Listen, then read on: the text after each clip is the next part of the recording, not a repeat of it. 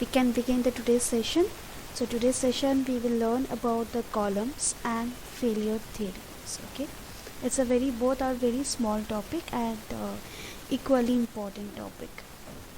Okay, so first we will learn what are the types of columns and classification of columns, of how we need to find the end conditions. So here the main important agenda is that four end conditions. Okay, so based on this four end conditions the problem is to ask. Then moves to the failure theory. So we will look into that basic 4 to 5 important failure theories and what are the different types, how to find out those parameters, and where those failure theories will present, and these are the things we will study in this particular topic. Okay, so first, before starting, you need to know the basic nomenclature of this types. What is studs, what is column, what is a very important thing that you should know is about buckling, then slenderness ratios, elastic buckling. Okay, so first we will start with a stud. Okay, stud. Now what is stud? Stud is any sort of member, okay, structural member you can say, which has a capability only to carry the axial compressive load. Okay, this is very important. For a stud, it is only can apply a axial compressive load. Similar to stud, there is another concept called tie. Okay, this is also tie is a one kind of structural member which has a capability to carry the tensile load. Okay, tensile load. Okay, so sometimes in exam they might confuse you with the tie and stud. So stud is where the compressive load acts. Now here next important thing is what is column. Now that you should understand the difference between beam and column. You should know beam and column. Okay, now beam is an horizontal structure which can undergo both the tensile and compressive load, but column is a vertical structure which will undergo axial compressive load. Okay, most of the time it will undergo axial compressive load. Okay, right. Now due to that, now what is meant by axial compressive load? Now consider this is a vertical structure. Okay, this is a vertical structure means what? It is a column, it is undergoing a compressive load. That means at this points both the loads is acting. Consider P is a load that is acting. Now due to this formation, what will happen? This structure will tries to deflect like this way. Okay, so what will happen? It can act like this. Now what happens when it is just like a beam, right? Just like a beam. So consider this is one kind of beam. One end is fixed, another end is free, and you are applying a load over here. Now this is a horizontal surface. This one is a horizontal surface. Along this way, along this side, vertically downwards, you are acting a load. Then what will happen to this beam? This beam will try to deflect downwards, right?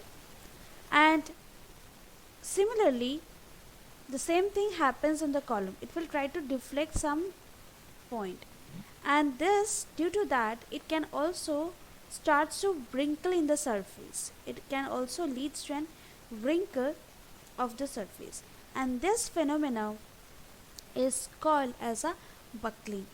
Okay, and this sizes of buckling or this destructions or this displacement may vary. It can be a large, it can be a small, but this wrinkling formation, right, this wrinkling formation is very dangerous thing. It's not a safe, right? So we have to be very careful. We have to see what is a factor of safety value for any component, either if you consider while doing bending problem or doing any kind of problem. The factor of safety, always you have to be apply load within the factor of safety, right? So if you be in within this safe range, factor of safety is within the safe range, so you can avoid such kind of phenomena, that is kind of buckling or the wrinkling of the surfaces. Okay, and this is very important. Buckling does not vary linearly with load. Okay, with the load it occurs suddenly, right? This is a very important point. This is a very important point. So sometimes they might ask you these statements. Okay, so this is very important. Buckling does not vary linearly with load, it occurs suddenly. Okay, and which is very dangerous. Okay, so now what is buckling? Already I've discussed, that is a wrinkling of the surface or bulging out of the surface when both, again here very important thing is the loading system is not tensile but an axial compressive load. Okay, axial compressive load. Now next comes to the next important definition is a slenderness ratio. Now slenderness ratio is a ratio between the length and the radius of gyration. Okay, now we will see what is radius of gyration in the next slide. So radius of gyration is, this is a formula of radius of gyration.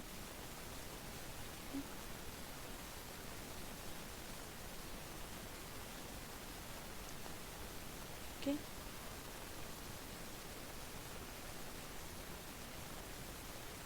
okay, next is the classifications. Next I will move to previous slide of the classification of column. Now column can be of classify in three different types. First one is short, second one is medium,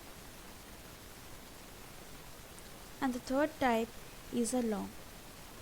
Okay, now short, what we are going to do, how we can define the column is short. So when we define or make a ratios in terms of the length and the diameter, so if the length is less than 8 times of the diameter, okay, or I can say like that, L by D is less than 8. Okay, so when I can define that L by that means length of the column and with respect to the diameter of the column is less than 8, so I can classify that under the short column. Okay, then next comes medium. Now when I can define medium, now before coming to this medium, first I will discuss about the long column. Now what are the categories comes under the long column? So when the ratio of this length is greater than 30 times of the diameter. Okay, so that means L by D should be greater than 30. So then I can classify under the terms of this long column. Now coming to the medium sized column. Now medium size, you can say, understand it will be ranging between 8 to 30. So I can say when it will be, it's like into L by D to 30. That means when it will be ranging between 8 to 30 L by D ratios.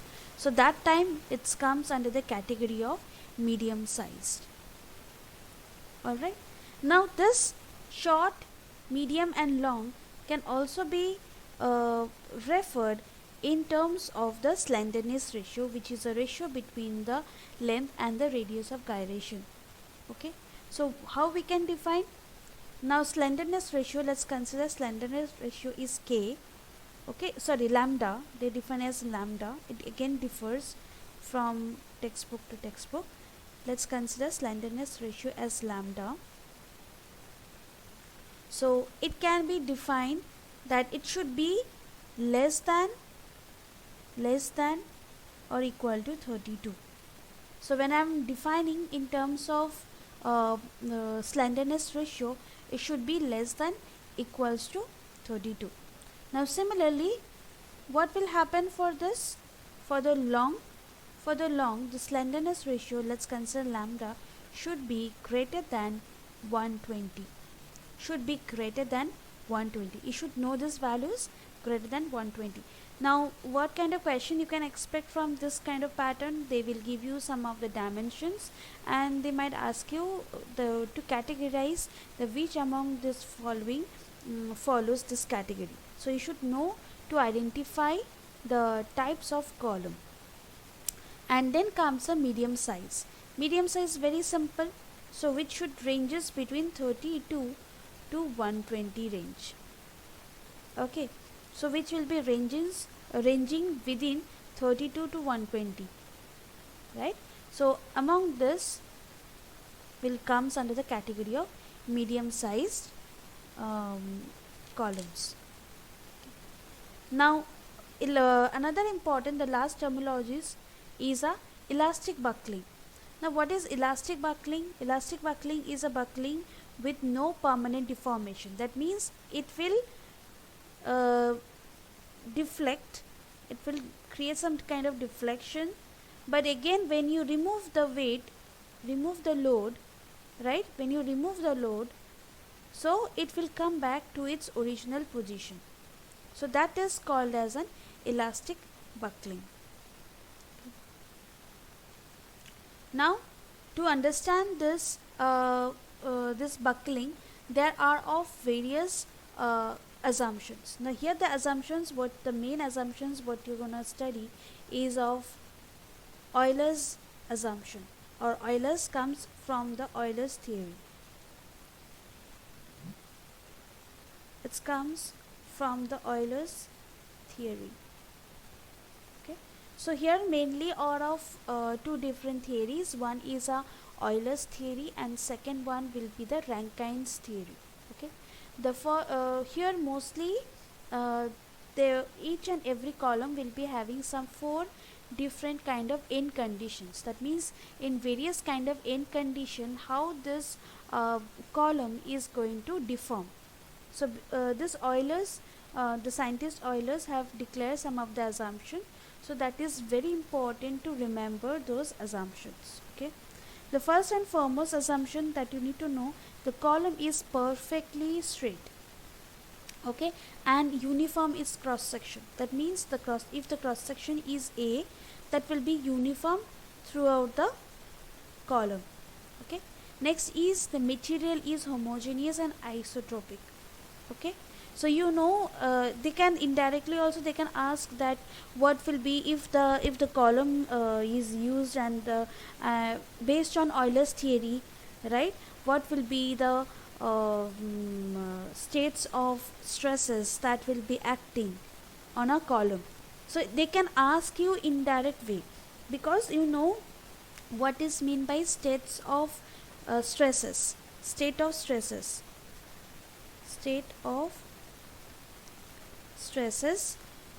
for a column.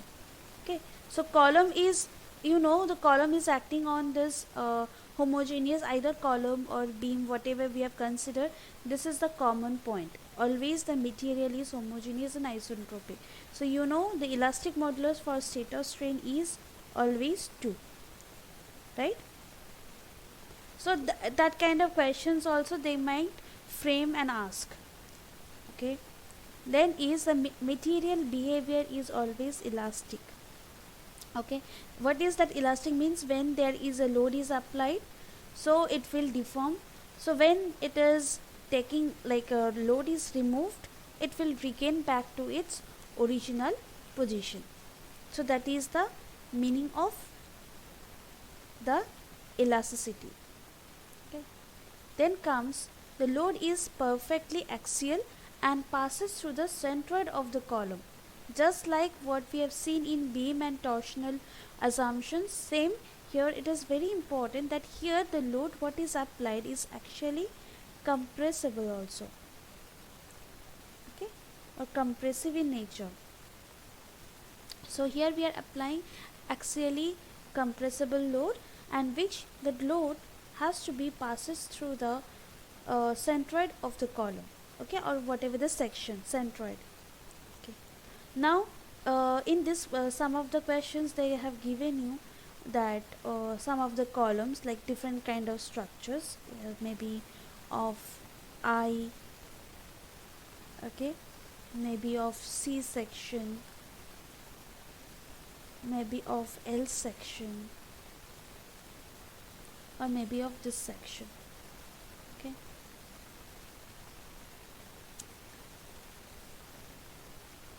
So they might give you like this, okay, not symmetrical one.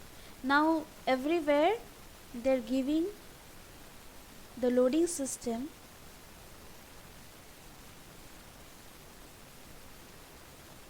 they are changing that load is acting over here, okay, load is acting over here, load is acting over here, is acting over here, right? Now can you tell me which among those options will be correct? Which among these options going to be correct? Load is perfectly actually compressive and passes through the centroid of the column.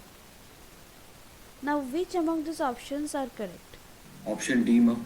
Option D, because all are the not symmetrical one. So always we know this will be lying outside, but this also might be located outside, right? This is the only one symmetric where it will be located over here itself. So any type of questions are possible. So please, I think yesterday I have given you the problem. I think very few have attended, and out of 60 none of you have crossed even 10, and this is very very worst situation I can ever say, right? This is not a good situation you are going. So please be alert. Questions were very simple questions I have given. Whatever the thing you have practiced in aerodynamics, practiced in your propulsion, so at least if you prepared that, you could have attained at least more than 20 even, right? Questions were very simple, right? So please be focused. Try to understand the pattern of the question they are asking, okay? This is how they will ask. So if you just remember the statement alone, won't do. You have to realize and understand the statement. So there are a lot, we will solve some of the problems, so you will understand how we are going to relate other, like previously we have solved some of the problem. We are going to utilize that formula, and then we are going to utilize this formula, the formula which you are seeing over here, and how we are finding those. Okay, so we will see that. Yes, the last point is weight of the column is neglected. That means self weight. The weight means self weight here. Okay, self weight is ignored. Now this comes a very very important formula, very very ultimate formula of this chapter, the column problem, the Euler's critical load problem. Okay, critical load formula, that is pi square EI by LE square. Okay, so please note down this formula. EI is known to you, that means it will depends on the material, that is Young's modulus, and sometimes the Young's modulus can be also written as an modulus of elasticity. Okay, so both are same. Either they can use the word called this Young's modulus or modulus of elasticity. Okay, now I is moment of inertia or second moment of inertia. It will depends on the what kind of cross section you have, whether it's L section, C section, I section, rectangular section. So that will again depends on the particular section. Okay, LE is an equivalent length. Okay, so it is actually it is a distance between that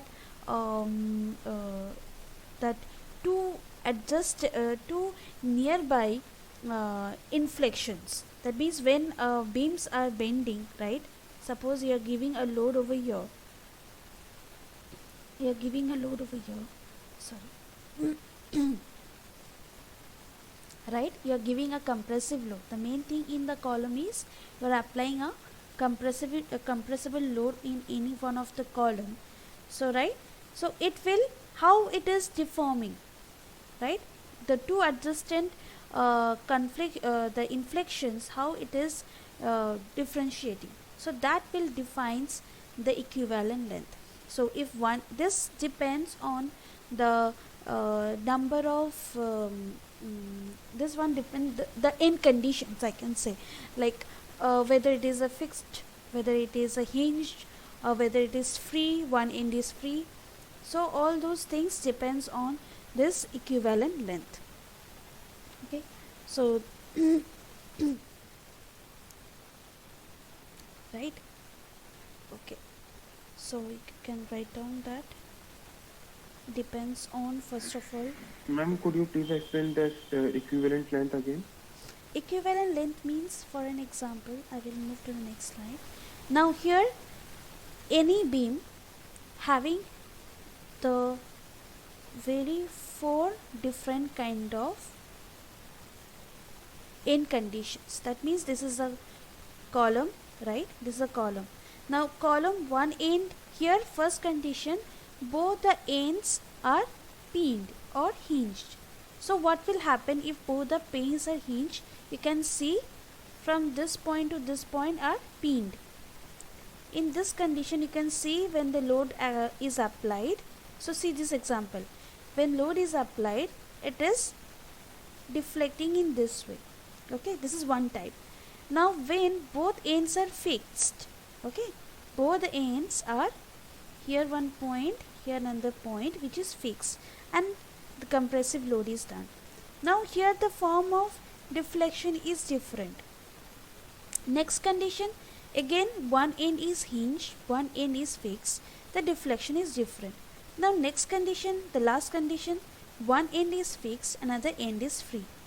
Here this one is fixed and one end is free. How it is happening? Now what this, there is a variety of the deformation. Now what happens here, this the form of deformation, the distance between the point of inflection we call as a point of inflection, okay, or you can say contraflexure, okay, or you can say the point of contraflexure. So the distance between that is called as an equivalent length. Okay, that this distance between that is called as an equivalent length. So that is what we are going to see over here, how it is varied, equivalent length. Now in the first condition, when both the ends are pinned or hinged, so the original length of the column is capital L. Okay, the original length is refers to as L. Now when there is a load acting on both the ends of a hinge joint, so the LE defines as the equivalent length will become same as whatever is the original length. There won't be any changes. There won't be any changes. Okay. But coming to the next, when both the ends are fixed, when in the column, if I am fixing both the ends and I am applying the load, so what is happening, it will be somewhat, the deflection will be somewhat like this. At some point it will be as it is, and the point of contraflexure length will differ. So this will become the point of contraflexure. So this becomes our equivalent length. So the equivalent length becomes L by 2. Okay, equivalent length becomes L by 2. That is original length, half of the original length. Can you follow?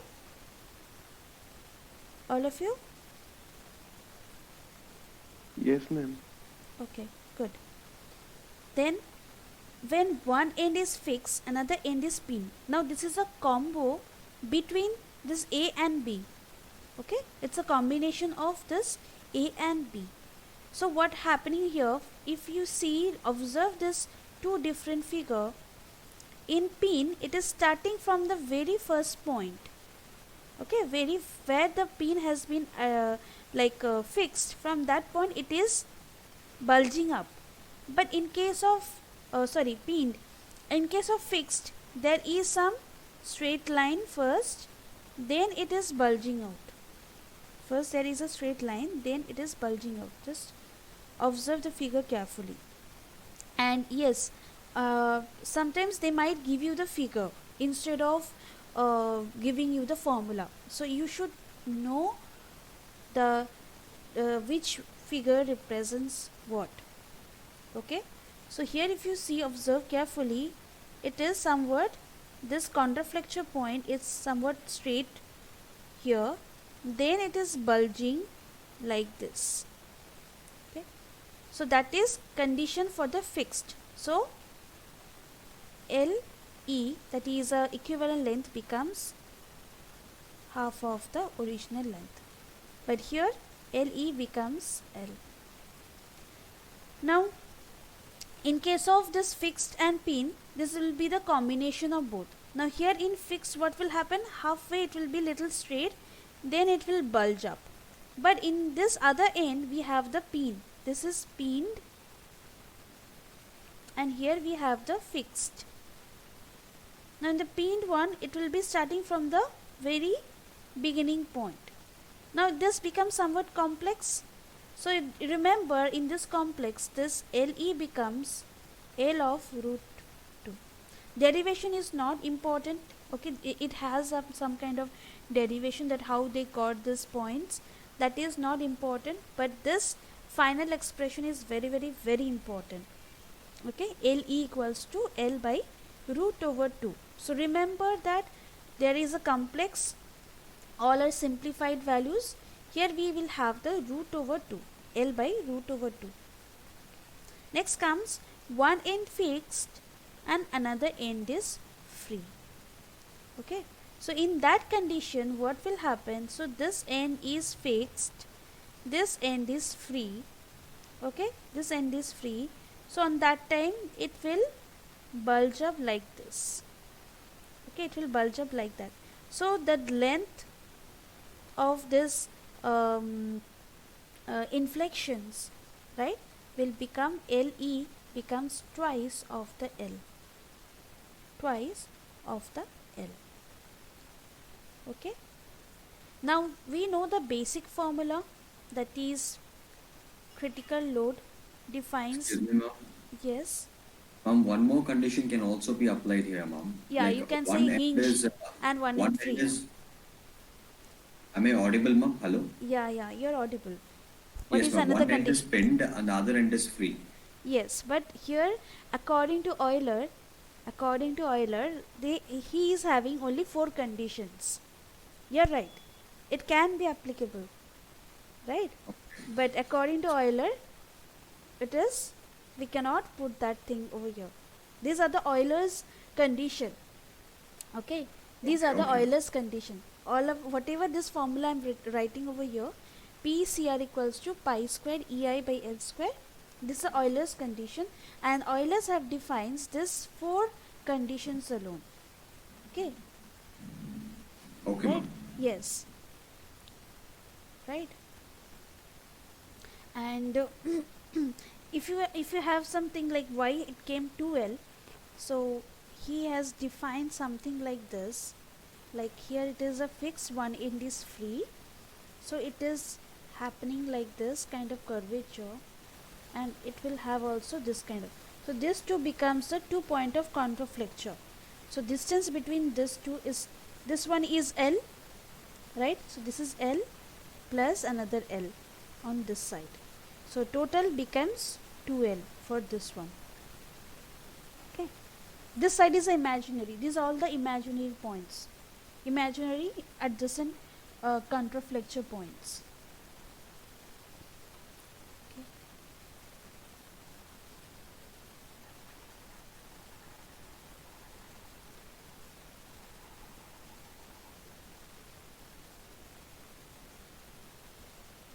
Right, Now this is a general formula. This is again, remember, there are two formulas to find out this column problem. One is a Euler's, second one is a Rankine.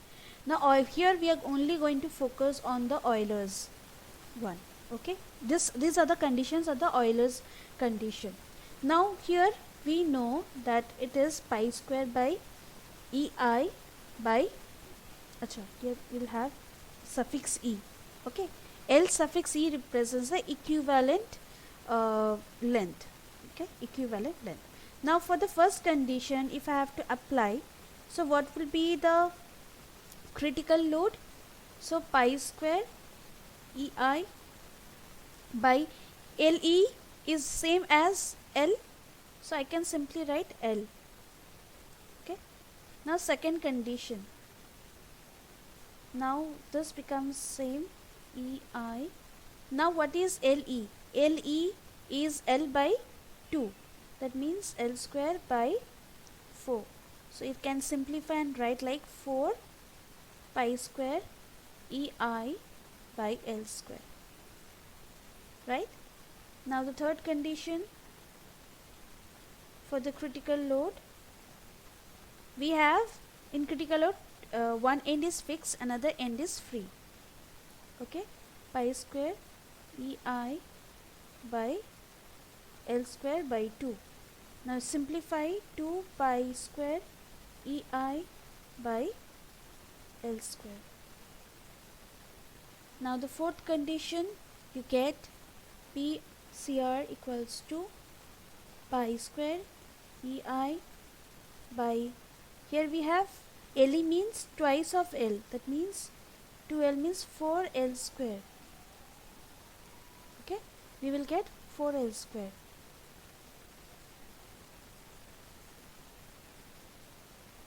Now sometimes in the question they also ask in this way, that what will be the ratios between, that if the length remains same, what will be the ratio of this the critical load for both the end fixed and one end fixed, one end pinned, that means just two combination, what will be their ratios? Okay, what will be their critical load ratios? So if I consider this, and here it is F and P, right? So you just need to divide by this. These things will get cancelled off, this common terms will get cancelled off, right? So you get the ratios between them is 2. The ratios between them is the fixed, both the end fixed and one end fixed and one end pinned becomes 2. Now similarly, if you combine these two critical loads, that is one end fixed, other end is pinned, then one end pinned or other end is free. Now these two, that is PCR P by CR free. Okay, one end fixed, one end free. So if you put these ratios, you will get pi square EI by L square, here will become 2, right, into pi square EI by 4 L square. All the things will get cancelled off, so you get 8, right? So such kind of questions they might also ask. So again they can ask with a combination of other parameters also. Okay, so sometimes they ask this kind of questions. Simple, but you should know and remember the formula. Excuse me, ma'am. Please. Yes, Hello. please. Yes, Ma'am, yes. by looking at the loading conditions, ma'am, the end conditions, it is clearly known that the critical load can be maximized only when both the ends are fixed. Critical loads are? Maximum critical loading can be achieved only when both the ends are fixed, no? Maximum. Yes, ma'am. When compared to other conditions, Yes. the ends are fixed, it's more. Yes. Yes, such kind of questions can also come. Absolutely right. Yeah, because here we have the formula is PCR equals to 4 pi square EI by L square, right? Yes, Yes, it's four absolutely. times more. 4 times more than this. Yeah, absolutely. It can, and the least one can also be asked. So from here, you can say that when both the ends are fixed, the critical um, load will be more. When if all the parameters remain same, right? Yeah, this is very good. Very good point. And where will be the list then? So where will be the list? The fourth condition, ma'am. Fourth condition will be the least one. Okay, this is a list and this is a maximum. Good. Shall I skip to next? Then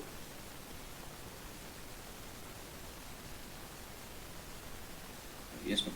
okay. Okay. Before skipping to this, you should know that there are some,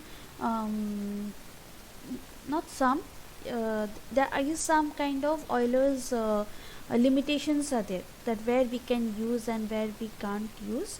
The first and foremost is that this Euler's formula can only be applicable once it is a compressive load. Okay, that is an one and only limitations. Okay, and here we cannot account any sort of direct stress, we cannot obtain any sort of direct stress, but yes, we can find out this we can find out this critical load. Okay, we can find the critical load, but there is no other way to find out this direct stress. And the second one is we cannot find out if there is some kind of tensile force. It has to be a strut type means it should be of compressible load. Okay, you can see all the figures given over here is also in a form of compressible load. Okay, these are limitations for this. Okay, the formulas.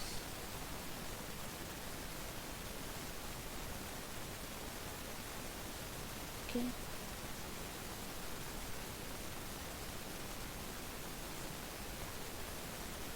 just hold a second.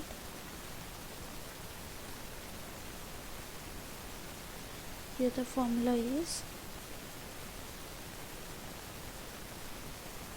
E by E should be less than, and for long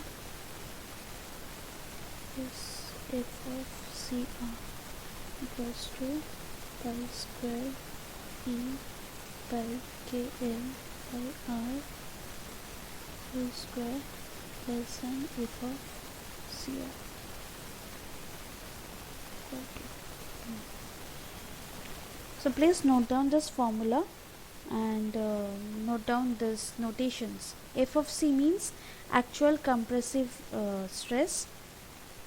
Okay, so stress can be defined in terms of load, that is load acting on the column per cross sectional area, and which is equivalent to its allowable compressive stress. And here this is the formula in case of long column. So you know how to classify long column and short column. Long column is already we have defined if L by D is less than 8, and here long column when we define L by D is greater than 30.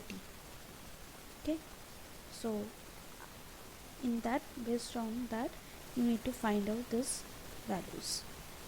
Okay, pi square E by KL by R. So in the formula the stiffness factor will be given, length, the column length between two pin ends will be given. R is you can find based on the your polar not polar moment of inertia. You can find out what is the I value. Okay, and so we can find out the radius of gyration.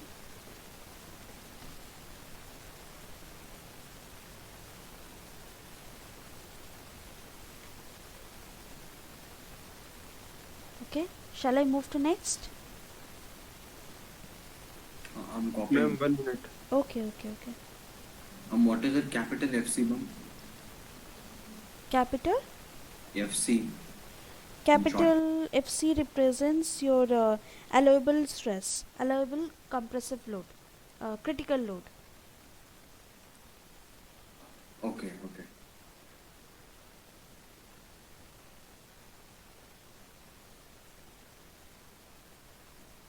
Or you can say permissible compressive stress.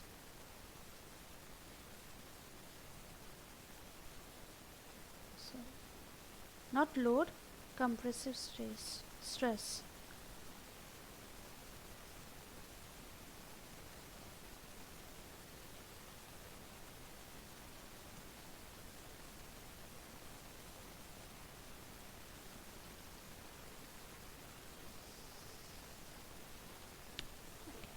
Once it's done, just let me know.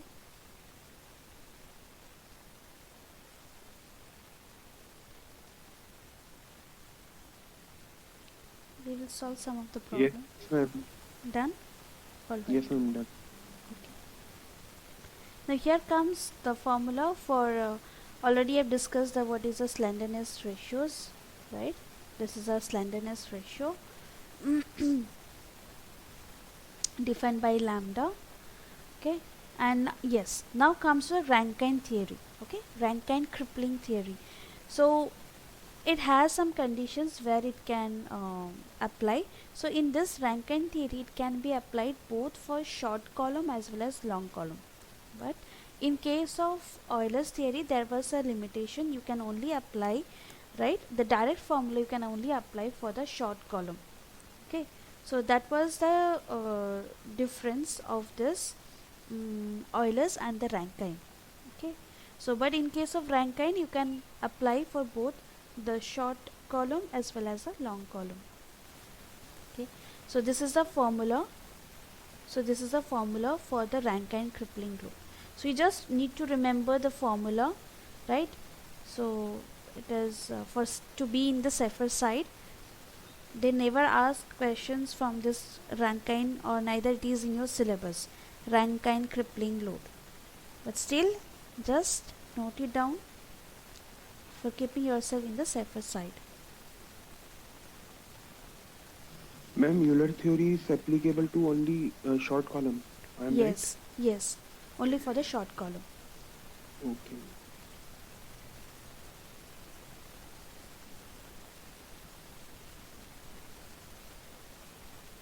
So why I'm telling, because sometimes they might ask you some kind of relatable questions with the Rankine and Euler, so you should able to respond for that. Okay, shall I move to next? I'm copying. Okay. All right.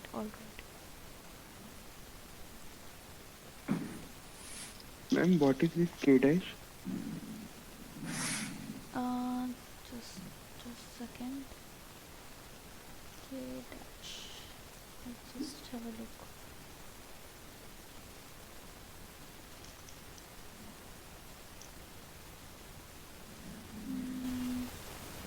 K is a empirical formula.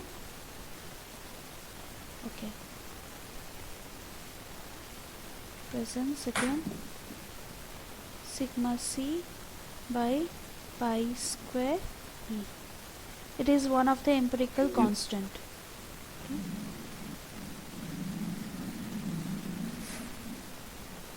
Ma'am, actually, one thing, ma'am, few things are confusing me here. Yeah, tell me. In the previous slide, we had seen that a radius of gyration is equal to root of I by A. No, I'm not able to relate it. Sorry, ma'am. Radius of gyration is? Radius of gyration was represented by R, ma'am. Okay. Yes, because I have taken from different content. Okay, you can just keep it as R. Okay.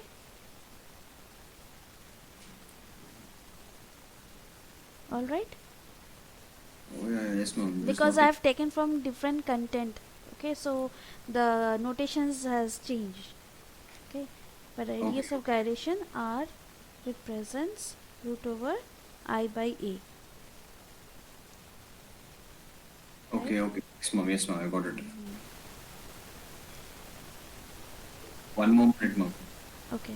Any other thing?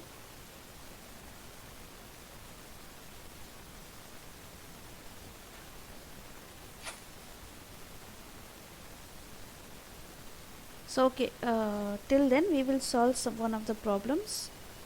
Okay. So this is a question. So a rod PQ, they have given this figure in the question. Okay. The rod PQ of length L and with a flexural rigidity. Sometimes they may not mention you what is flexural rigidity. So flexural rigidity is E by EI. Okay, Young's modulus into the moment of inertia called as a flexural rigidity is hinged at both the ends. Now both the ends are hinged. They have said this is a statement. For what minimum force F is it expected to buckle? How will you solve this problem?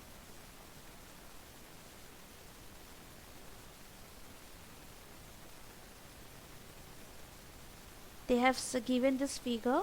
You can see this figure. They have said P and Q are hinged. Okay, and they have given the flexural rigidity.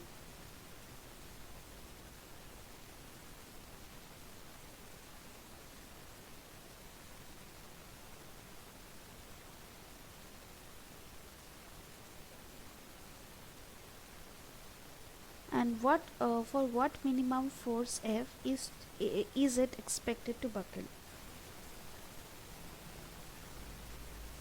So when they have given you the word called buckle, you have and hinge, you have to understand this is somewhat problem relevant to this column. Okay, so hinge, what was the formula for the critical load? Pi square EI by L square, LE square, right? Now in case of hinged, what was the LE? LE was same as L, isn't it? When both the hinges were fixed.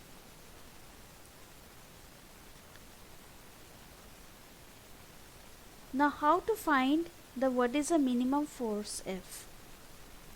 What is this F? Is it F root 2? Huh? F root 2. F root 2. Which F option? F F by root 2 force acting on this F by PQ. root 2. No, which options Ma'am, you're talking about? ma'am, B option. B. Yes, ma'am. How? Ma'am, if both the ends are hinged, then the equivalent length is equal to the length, ma'am. Hmm? Like if both the ends are going to be hinged, then L is equal to L, ma'am. Hmm. That's what I've written over here. Right? Yeah. Hmm. Yes, ma'am. Which means But here they ask what for what minimum force F is it expected to buckle? ma'am, buckling generally happens only when the load crosses the crippling load. Hmm. So option A must be the answer. Mm-hmm. How you relate this P and F? Now first of all, now you have to relate between P and F.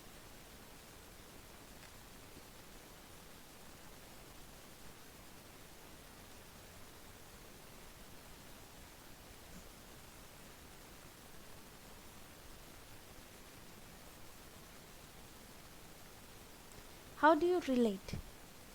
Now here the force is acting, right? Here we have a P. Now we have to find along this path.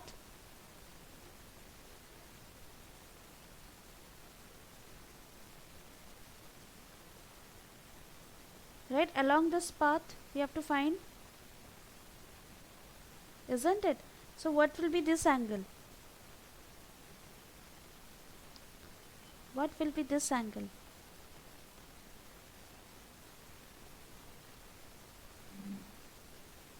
corresponding, ma'am, 45. Hmm?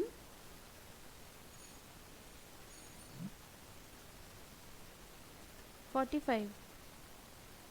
So can I write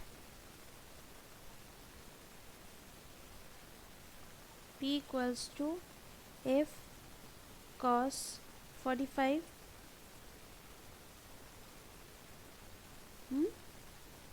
Can I write?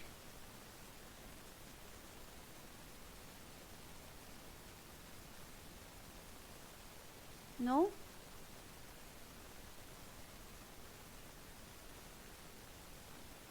Yes, ma'am. Can I write here? So what means that, what is cos 45? So P equals to what, cos 45 means 1 by root 2, right? So I can say F equals to root 2 into P.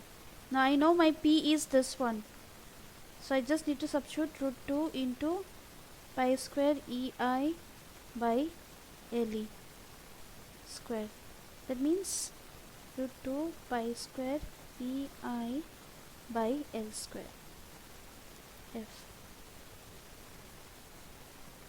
right?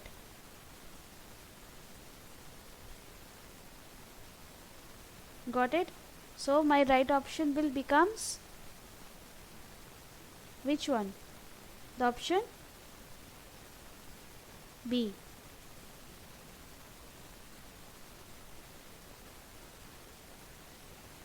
However you take, in this problem, however you take, right? However the direction you take, it will be this way, right? Okay. Now next question. The Euler's crippling load for 2-meter long slender steel rod of uniform cross section hinge at both ends. Again here the same thing, hinge at both ends. Now see here, you have to pick some of the important word to understand what problem it is. Now Euler's crippling load, that means you have to understand this is a column problem. 2 meter, L is given, cross section, hinge at both the ends, you know, then LE becomes L, both the ends, then this is a P, 1 kilonewton. The Euler's crippling load for 1 meter long steel rod of same cross section, right, hinge at both the ends. Now as I've said the conditions before, now they have given the same thing, same load, same cross section, but the loading systems are varying. One is a hinged, another is on both the end fixed. Now what will be the, in that cases, what will be the crippling load? You got the question. Now case 1, what they have asked, they have given the condition is both the ends are hinged. Okay, so you know both the ends are hinged means what is the critical load? That is pi square EI by L square, that is LE equals to L. Okay, now case 2, what is the condition they have given? Both the ends are fixed. Both the ends are fixed, right? Both the ends are fixed means what is the condition? It will be half of that, right? So pi square EI half means 4 by L square. Am I right? Both the ends are hinged, ma'am. Both cases same, ma'am. Yes, ma'am. It is hinged in both the cases, ma'am. Oh, sorry. I just considered it as fixed. Right. Both the ends are fixed here also. Right? Both the ends are fixed here also. Then tell me what will be the value for the load? Ma'am, Inch, 0.25. Huh? 0.25 kilonewton. 0.25. Yes, ma'am. How you are getting 0.25? Ma'am, both cases are same, so ratio will be L square by L square. Okay, let me see it. Okay, so second case is also both the ends are fixed. Okay, so in the first case you have 1 into 10 power 3 pi ei by you have L square 2 square, right? Here also both the ends are fixed, and what will be the PR? Okay, so pi square ei by 1 square. So pi square ei will be 2 square into I into 1 into 3, so 2 square into 1 into 10 power 3 by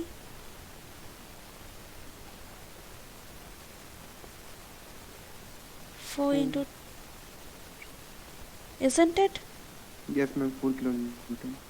So you will get 4 kilonewton.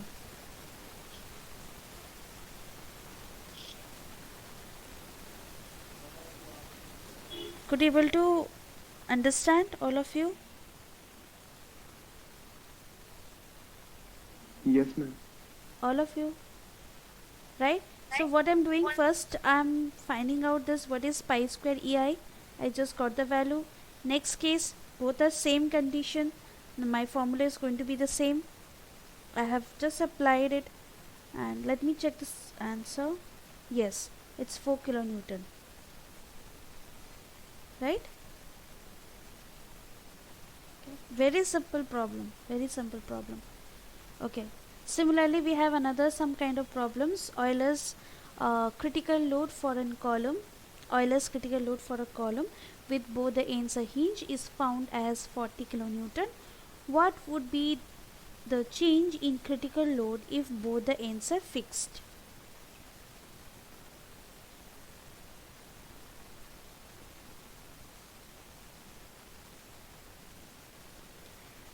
Similar type of problem. So critical load for here also, what is the first case they have given? Case 1, both ends are hinged.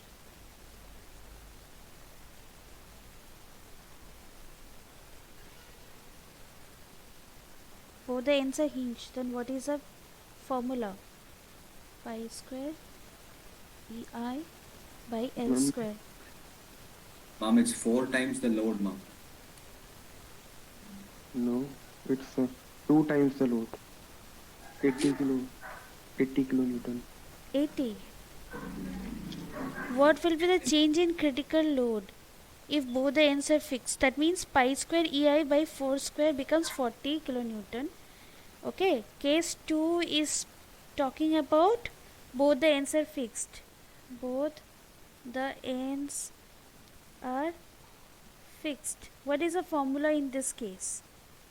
4 pi square ei by L square. L square. Yes, mom. Right, very simple problem.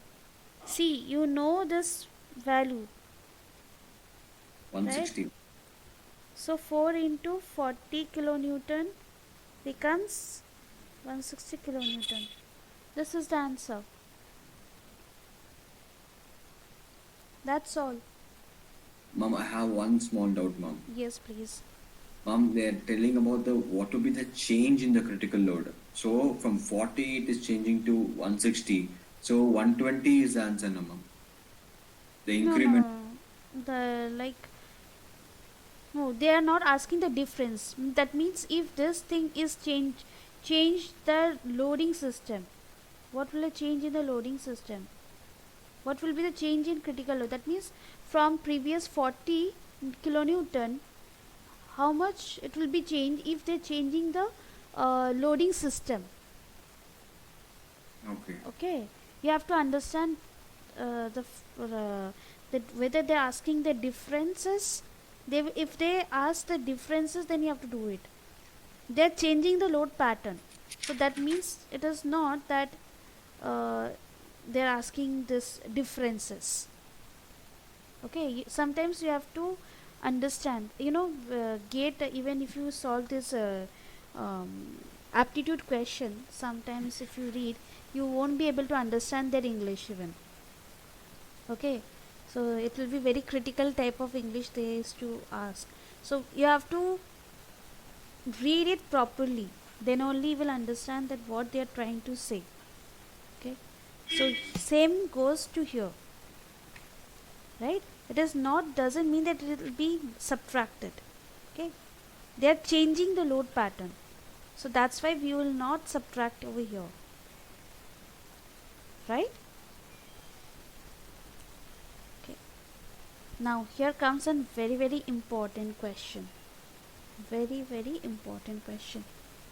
The piston rod of diameter 20 mm, length 700 mm, in an hydraulic cylinder is subjected to an compressive force of 10 kN due to internal pressure.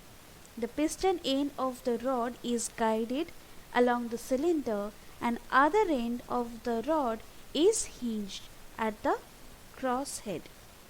The modulus of elasticity for piston rod material is 200 gigapascal. Estimate the factor of safety taken for the piston rod design.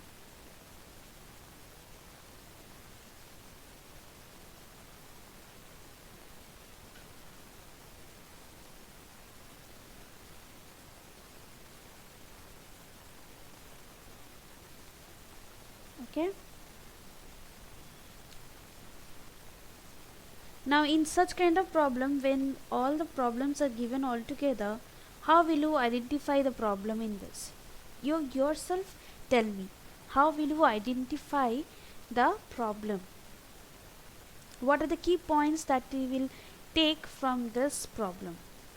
They have told one important statement that the one end is hinged. Yes, they have stated piston end of the rod is guided along the cylinder and other end is hinged. Yes, ma'am. Okay. As I had asked earlier, we had the fourth condition that one end is fixed and the other end is free. We don't have such conditions now. Then what will be the another condition? We don't have that conditions. One end free and one end hinged. Yes, End ma'am. of that means which condition it is? One Ma'am, end right. is fixed and another end is hinged. Oh, They are telling it is guided, right?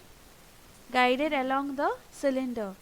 It is guided along the cylinder, another end is hinged. Okay.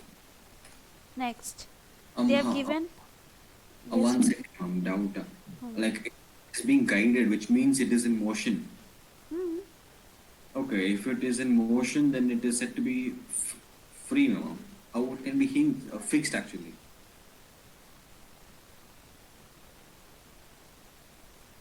Basically, we know it will be free, right? But here we have that condition.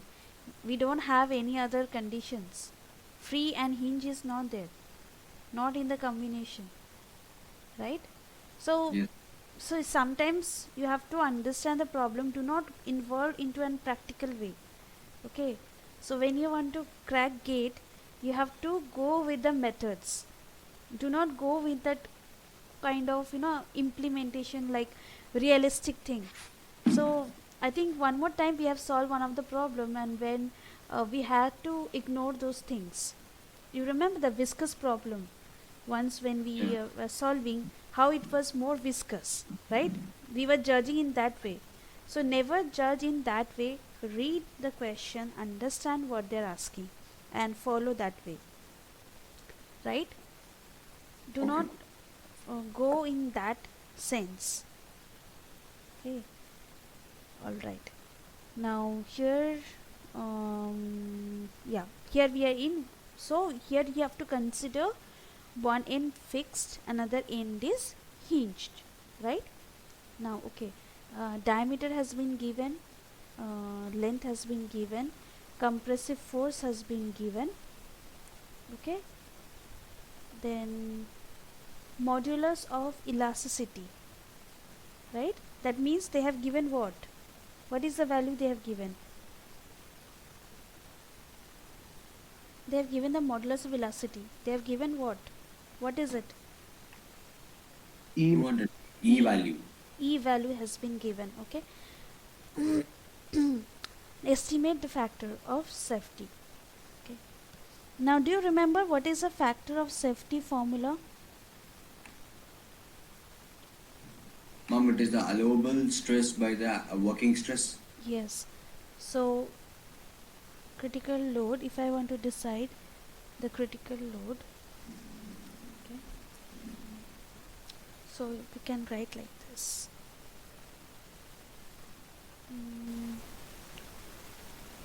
Just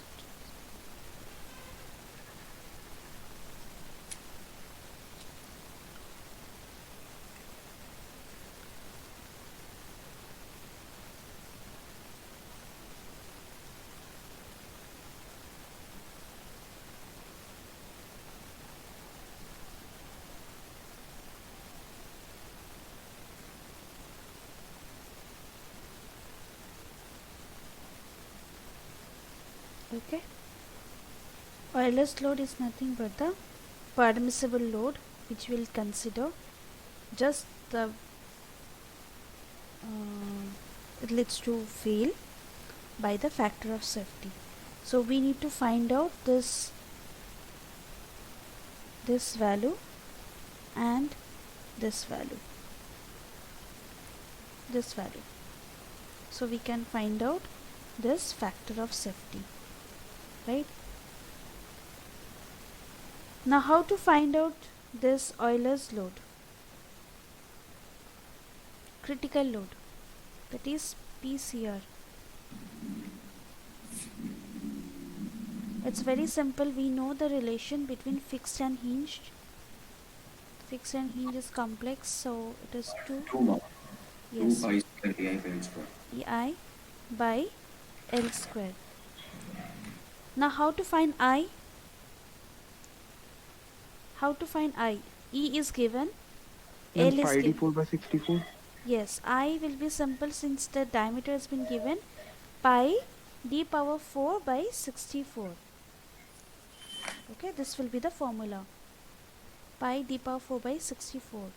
You should use this formula, substitute over here, you will get this thing.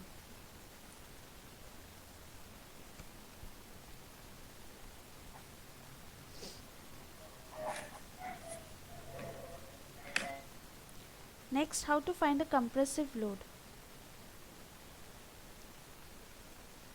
Ma'am, it's given 10 kilonewton. It is given, compressive load is given. Very good.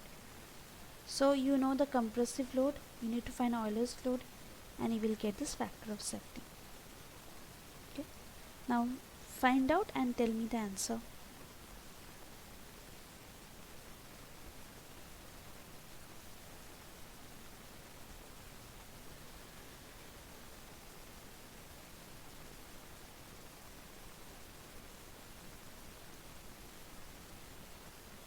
Now you have to ensure that you need to change the units. This is gigapascal, means 200 into 10 power 9 Newton per meter square. Here we have in kilonewton, here we have in mm. So before substituting, ensure to change all the units. So remember, if there are of 2 marks question, okay, in GATE 2 marks means you have to use more than one formula. 2 formula is must, right? There will never be of single formula, usage of single formula in case of 2 marks problem. So if you see the marks that is given as 2 marks, ensure you have to use 2 formula for sure. Okay, and this is one of the another takeaway from this particular question, that you have to sometimes you have to judge that, see here in this problem we know there is no free and hinge combination problem, right? So we have to take here is a fixed and hinged condition to proceed with this formula. Okay, so these are the takeaway things from this problem.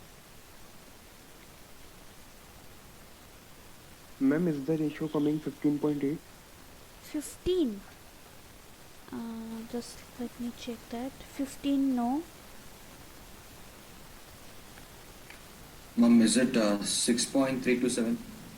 Yes, the answer is they have given the round off to 1 decimal places. Okay, just round off to 1 decimal place, so answer is about 6.3 they have given.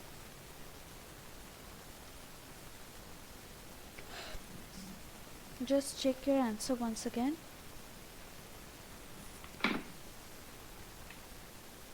And remember one more thing, gate, when they're giving the options, if you are making a small silly mistake, accordingly you'll be getting the same answer. They put the options accordingly to make you get confident that yes, the value which you have made is correct. But always cross check, have peace of mind while calculating. Okay, do not rush up.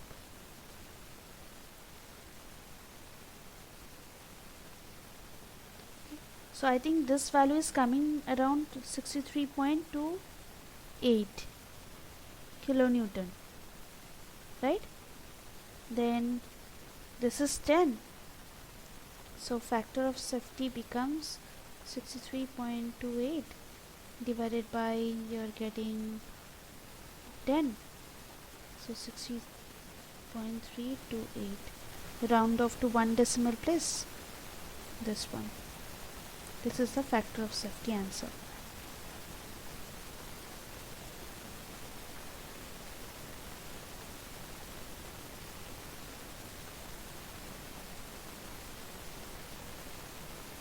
Right?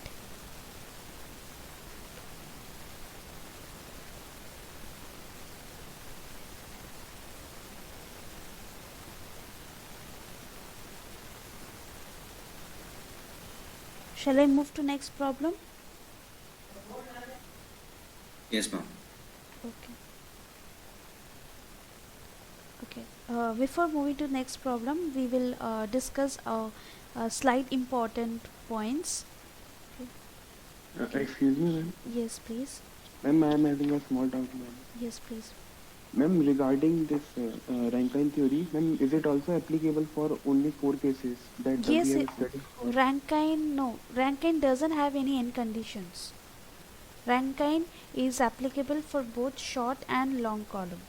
Okay, it doesn't have any sort of end conditions. They have not mentioned that any sort of end conditions. The end conditions only mentioned by the Euler's equation. Okay. Ma'am, can't you use that formula in last question? And even 1 minute, even this problem, this assumptions what we have seen here, it's also based on the Euler's theory. It's not Rankine. Rankine we have just seen the formula, right? We have not seen the theory. We have not seen the hypothesis of Rankine. Is it clear? So, ma'am, in which question or in which part we will know that we have to apply Rankine theory in No, case no, of... we don't have to Rankine. If in case there are some relatable question, right? Relatable question in the sense like, in case like what to say, maybe in match the following kind of, or maybe some ratios they're asking in terms of rank. They have given you all the values. Okay, they have given you all the values. See the Rankine formula. Here, suppose they have given you all the values and you need to substitute and find out the critical load. So for 1 mark questions you need to think about it. Or maybe sometimes they are asking the ratios between the Euler's and Rankine. They have given you all the data. So only in that case, right? There is no chance, because this is not in your syllabus. In fact, this Rankine's crippling load is not in the syllabus, right? But still I'm just giving you the recap, like overall understanding that why and where it is used. That's all. Okay, don't worry about it. Did you get it? Yes, ma'am. Thank you, ma'am. Okay, okay. Yeah, so these are the major things, because okay, now the column part is over. So in our upcoming MCQ questions, you can find out some more question I will be giving you relevant to this thing. Okay, now we will move to the another important the small topic is an failures theory. Okay, so before moving to this failure theory, we will see some of the important definitions again: resilience, proof resilience, and the toughness, modulus of toughness. So already I have discussed this resilience and proof resilience when I was discussing in the stress and strain. Okay, but you should remember this definition properly. So resilience, okay, is an having an ability of a material to absorb the energy when elastically deformed and return it when unloaded. Okay, now what is the implementation and the practical applications? Let me tell you. Just consider a wing structure, aircraft wing structure. Now why we need to optimize, why we are working on this wing structure, and why we are changing the material. The main thing we know, last class I have discussed the different types of loads that are acting on an aircraft in different scenario. So as a designer, they have to be very much careful that there can be any sort of sudden variety of loads can act on an aircraft. So that particular material should has the ability to absorb. Now when that material is absorbing that energy, that means when the load is acting and releasing, it will have its elastic property. It will not deform. It will come back. So when that material has its own property of regaining back to its original state, regaining back to its original state, that that particular condition is called as a resilience. And this is when happen, this is only possible within this elastic limit. So if you remember the stress and strain curve, so when the limit, when we studied about the elastic limit, with the area which comes under that the elastic limit, that will show the amount of area that is absorbed by the particular material, and that area depends on the different kind of material, whether it is a ductile material, whether it's a soft ductile material, it's a brittle material. Okay, based on the different properties, that property, that area of that zone will vary. Okay, so that is what the how much amount of energy that a material can absorb and come back to its original state. Okay, and this is also known as this energy storing thing that is also called as a strain energy stored. Okay, sometimes they define the word called as a strain energy stored in a any specimen or the material within this elastic limit. That is very important. Now how to define this? Now strain energy defined by the letter U, which is equivalent to this stress square sigma square by 2E into the volume. Now that can depends on what is the volume of the material or the structure or the body. Okay, now this can be also defined as in this way, that is epsilon, that is a strain square into E by 2 into volume. Now in sometimes in your gate question, they ask a very 1 mark question. They will give you the strain value, or they will give you the load, they will give you the length, they will give you the change in length, they will give you the E value. Okay, they might give you the volume that what is a cross section of the volume, and they will ask you to find out the strain energy. Now using this Hooke's law, you can easily find the sigma or either E. You can find either of this value. Use any one of this value and you can find out the strain energy for the particular component or the specimen. Okay, now this formula can be very much helpful for you, so please note down this formula. Next comes the proof resilience. Now proof resilience is nothing that when we are measuring per unit volume. Okay, so when we are measuring the strain energy per unit volume, we defines the proof resilience.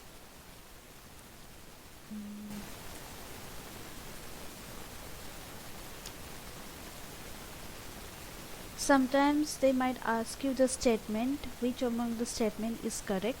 That is very simple question, they will not ask, but based on the understanding of this question, they might also ask you the questions. Okay, so remember gate never ask you a very direct question. They will always, the simple concept they will ask you in an indirect way. Okay, right. Next comes the modulus of resilience and the toughness modulus. Okay, so the modulus of resilience is also called as a proof resilience per unit volume, that is a modulus of resilience. Now modulus of toughness will see the ability of a unit volume of a material to absorb the energy within the plastic range. Okay, so here it is something different, which is within this plastic range. The amount of work per unit volume that a material can withstand without failure. Okay, so here if I have to find out the toughness or the modulus of toughness, which should be measured, which is within the plastic limit, first point, and second, per unit volume can withstand without failure. Okay, amount of work done, that means area, whenever there is a stress and strain curve, the area under till it gets failure, it will comes under the modulus of toughness. Okay, sometimes they can ask you a question, they will give you some of the area and some of the schematic diagram, and they will ask you what will be the modulus of toughness for this particular material. Okay, or they can give you various kind of cross sections, and they might ask you find out in the ascending order of the variation of this modulus of toughness. Okay, so this kind of questions can also come. So this is similar to that one of the problem I have asked in this. So toughness for a mild steel under the uniaxial tensile loading is given by a shaded portion of the stress strain diagram as shown in figures. Now tell me which among this figure represents the toughness for the mild steel.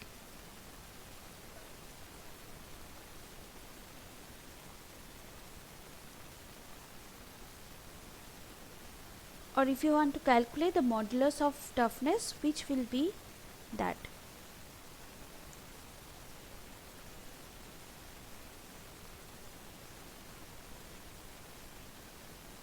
You can unmute yourself and speak. Which one will be the suitable one?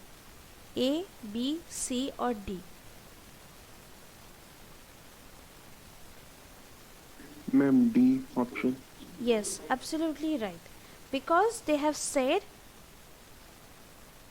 that until get fracture, right? Beyond that we no need to find out what is happening. But till here, till this point, whatever the area undergoing within this plastic zone, right? One, it started to deform. It is ranging within the plastic zone, right? So the complete area falls under this will be the toughness of the material. And whenever you are dividing with respect to volume, you are finding the modulus of toughness. Okay, right. Now coming to that, the different things, that what are the failures, critical failure criteria and the theory. Okay, so what let's see what this failure states. Every material has certain strength expressed in terms of stress or strain, beyond which it fractures or fail to carry the load. That defines the fracture, right? So suppose you have some beam, you are giving, keep on adding some load. So each material having its own capacity, right? So beyond that, if you keep on adding load, it will fail to carry certain load. It will start to crack, rupture and so on. Okay. Now what is criterion? You should know that what is failure criterion and what is theory. Okay.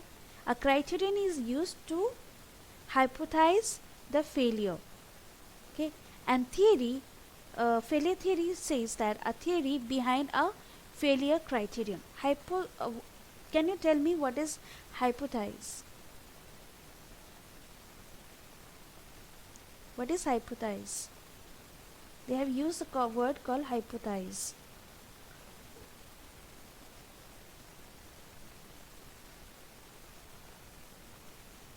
What is the understanding of criterion and theory?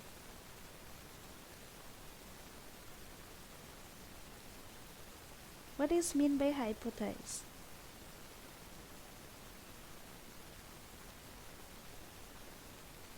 Anyone? It's very simple.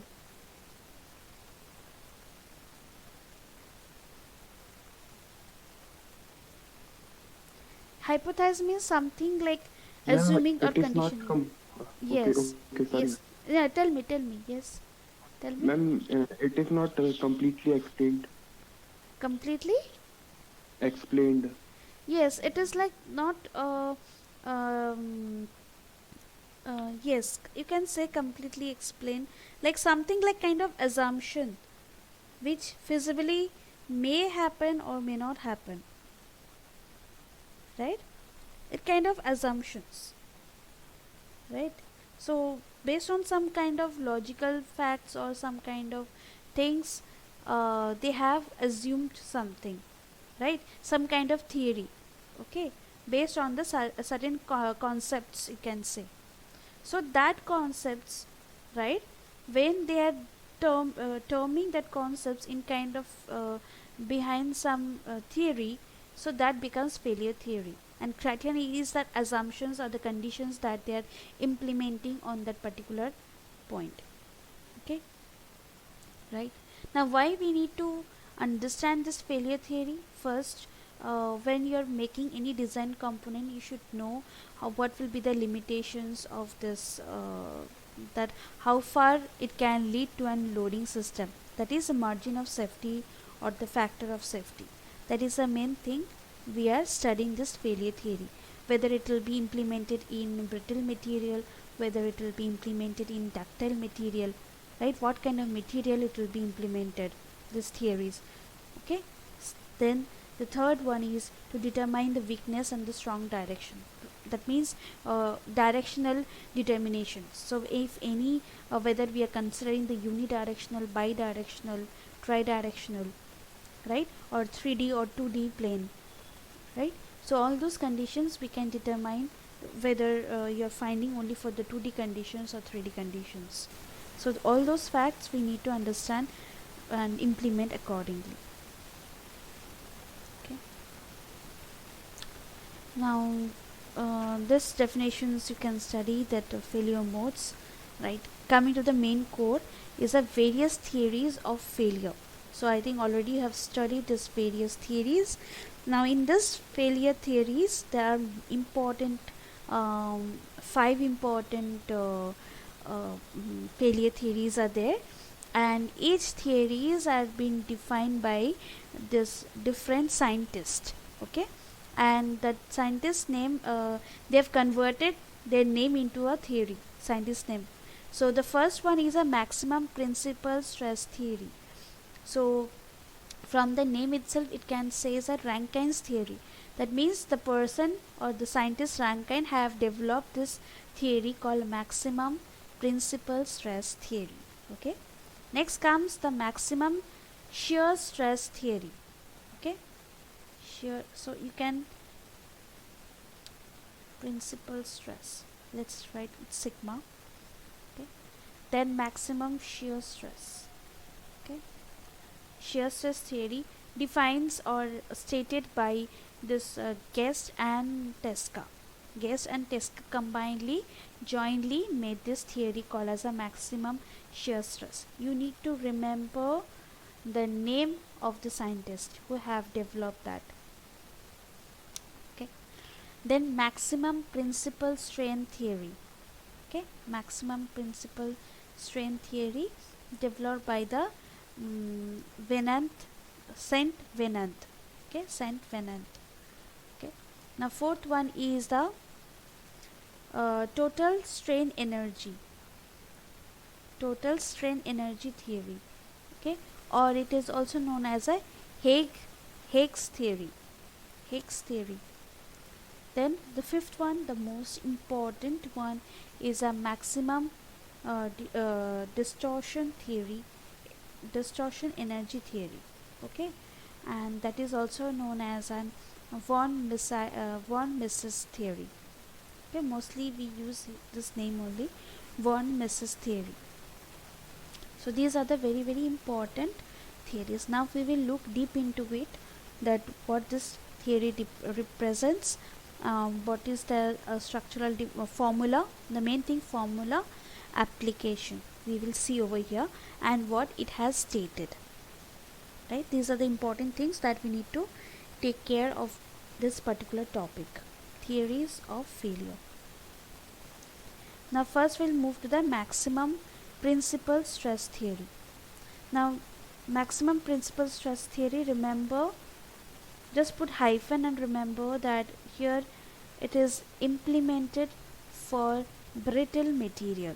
This one is implemented for the brittle material. Now I don't want to go through those statements, the theoretical part what they have explained, but yes, I will explain you. Remember this formula. Remember this formula, what it represents. Okay, the maximum principal stress can be equivalent to an permissible stress. So what is meant by permissible stress? The failure stress by the factor of safety.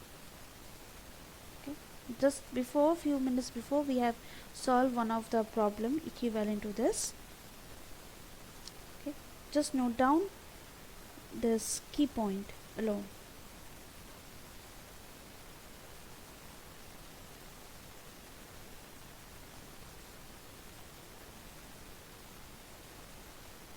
Okay, shall I move to next? Just let me know. So whenever there will be word called maximum principal stress theory or Rankine's theory, that means that particular thing will be implemented for the brittle material, and the how to implement that, the formula is this one, sigma 1. Okay, sigma suffix 1 should be equivalent to this permissible stress, means the failure stress by the factor of safety, right? Or sometimes they might also use a term called allowable stress. Okay, right. Next one, yes, and the figure that it represents, it's a square. Okay, for a maximum principal stress theory, it will be, if we want to draw in a more circle, right, in two different plane, so it will be like a square. You need to know the nature of that, the pattern, how it is forming. Coming to the next is maximum shear stress or the stress difference theory, which is derived by Guest and Tesca, which is mostly applicable for ductile material. So basically there are two forms of finding the ductile. One is a shear stress, another will be the von Mises theory, which is also very much like very much good for implementing for an ductile material. Okay, now this is also called as a maximum shear stress theory, and I'm not going much deep into it here. I'm going with the formula and the implementation. So this gives a satisfactory result for the ductile material and the very good result for an von Mises theory, but you can implement the ductile material also. Okay, now here you see the formula that you need to use. Here is a permissible stress, permissible shear stress can be, that is tau max, can be written as that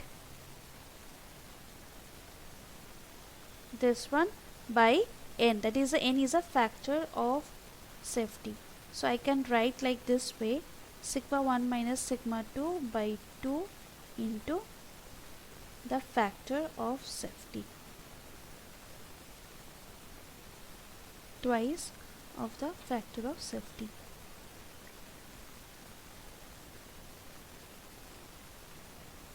Right? Okay, hold on.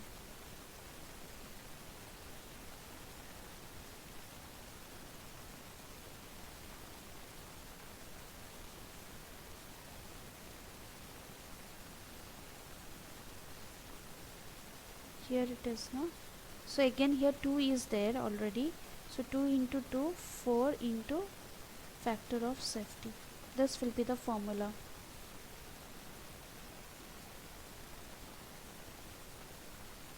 Any confusion? Ma'am, what is n, ma'am? N is a Acha, factor n of factor safety. of safety. Okay. N they have written as a factor of safety. So I have rewrite this formula like this. So they have given SYT to avoid confusion, right?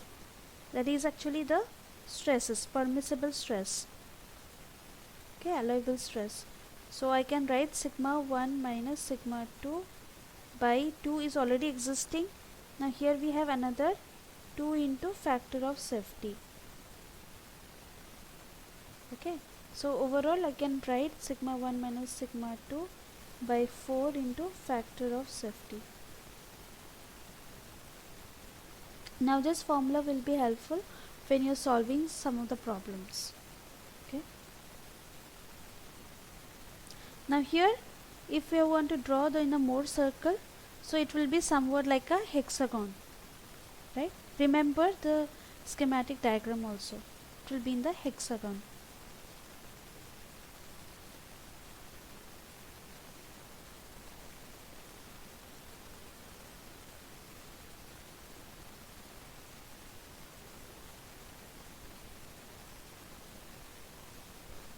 Okay, shall I move to the next?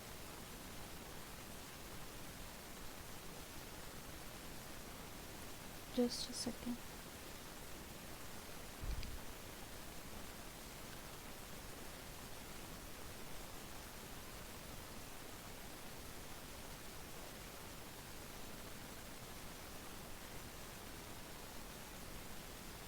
Oh, again I have just made a mistake. Here they have given sigma 1 minus sigma 2.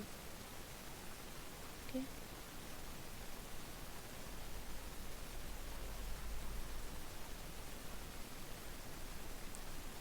sorry for that. Okay.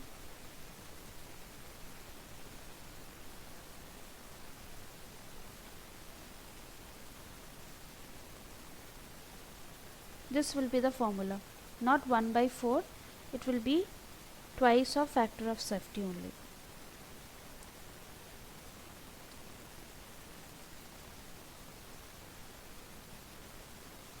I hope there is no confusion. Is there any confusion here? No, ma'am. Right. Ma'am, So SYT see, is difference between maximum and minimum principal stress. yes, exactly. Difference between the maximum and minimum principal stress. Okay, see in the figure they have given, and I have checked with the formula also, it is correct. Okay, tau max equals to sigma 1 minus sigma 2 by 2 factor of safety. And ma'am, it is known as SYT. Hmm? SYT is known as? SYT. It is a Yes. it is that strength that is undergoing by the tension. See, okay. So how to find the strength? The maximum principal stress minus the minimum principal stress.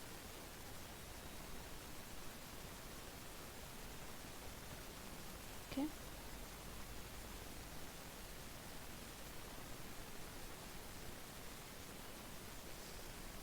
Okay. Okay. Let's move to the next. For next, it is a strain energy theory. Okay, Higgs theory. It is also known as a Higgs theory, and here it can be implemented in either of the materials, but mostly here it is defined in terms of whether it is an 3D or 2D. Okay, now here it is an elliptical in nature. Okay, here it is an elliptical in nature, and mostly they ask for 2D means this is the formula. If they ask in 3D means this is the formula. So this is the sigma 1 is a principal stress, sigma 1 sigma 2 square, sigma 1 square plus sigma 2 square minus 2 mu. Mu is a Poisson ratio,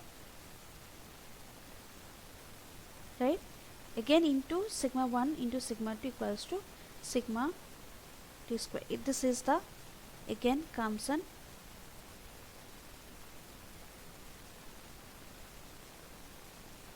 allowable stress. Okay, this is also known as allowable stress.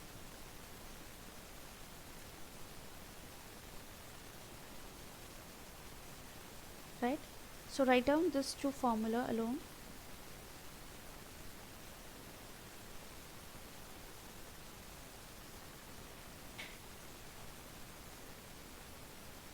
So whenever they're asking to find allowable stress means again sigma by factor of safety you need to implement over here. You need to implement this.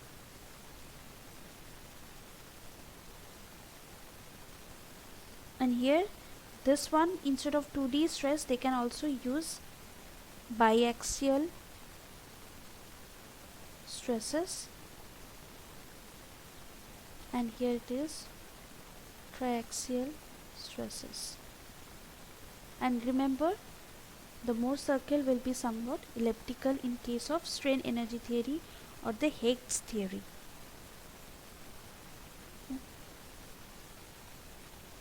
And here it can be either of the material, both the brittle or the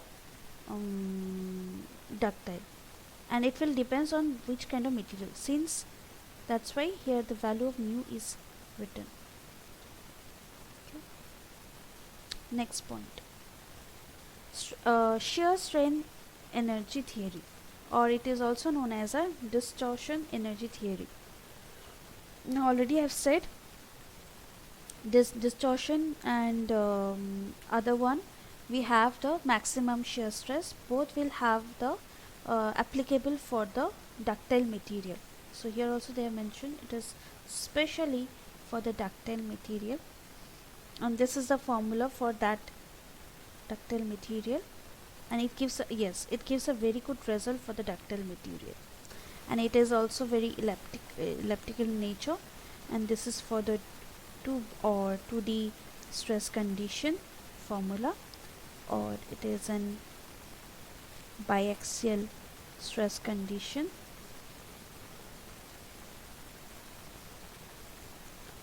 So in that case, so remember the general formula first, sigma 1 minus sigma 2 whole square plus sigma 2 minus sigma 3 whole square plus sigma 3 minus sigma 1 whole square equals to twice of sigma y square. Okay, twice of sigma y square. This is the formula over here. Now in case here sigma 3 is 0, okay, in case sigma 3 is 0, so we will obtain this equation. On that case we will use this equation. So when you deduce this previous equation, okay, to sigma 3 equal to 0, you will get this equation itself. Okay, you will get this equation itself.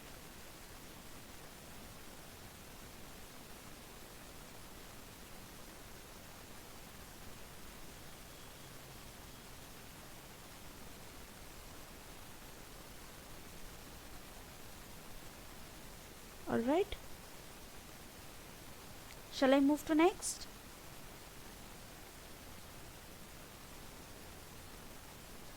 Okay, then I think this is the last one we have, is an maximum principal strain theory, which is determined by Saint Venant theory.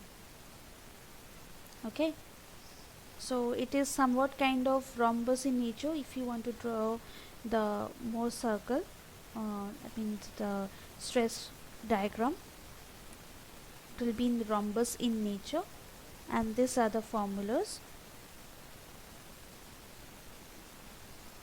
Okay, here also same thing, since here we have again mu is implemented.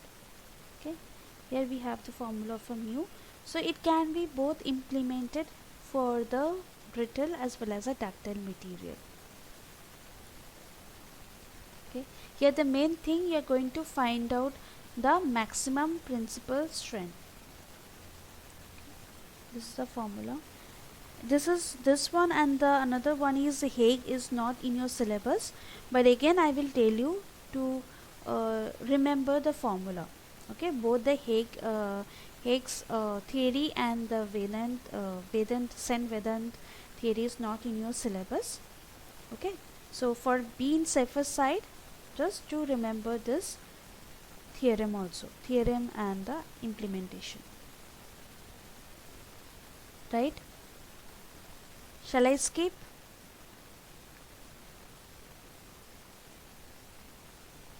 Okay. Right. So this is one of the problem. Okay. So in this problem, what they have given, the stress state at a point in a body is plane with sigma value is given, that is a principal stress value is given, another principal stress is given here. If the allowable stress for the material in a simple tension or compression is this, so allowable stress has been given, calculate the value of factor of safety. Here the main motto is to find out the factor of safety for each conditions, each criteria you need to find out the factor of safety. Okay, now first and this is a very straightforward question.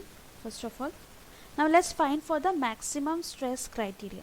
Now you remember what was the maximum stress criteria? Maximum stress criteria we used to use for the brittle material, right? We used to use for brittle material, where we use the formula called sigma 1 equals to allowable stress by the factor of safety. Very simple formula, right? Now use this formula and tell me what is the answer you are getting.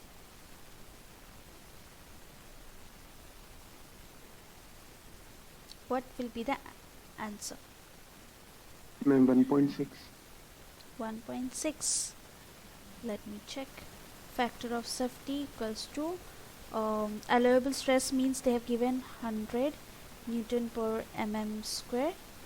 Then this will come sigma 1 is 60, again Newton per mm square. So you will get 1.6, right? 1.6. Yes, ma'am. Yes, ma'am. You have used same formula? Yes, ma'am. Okay, done. Now next is maximum shear stress criteria. This was the for ductile material, right? And what was the formula? Tau max sigma 1 minus sigma 2 by 2 into factor of safety.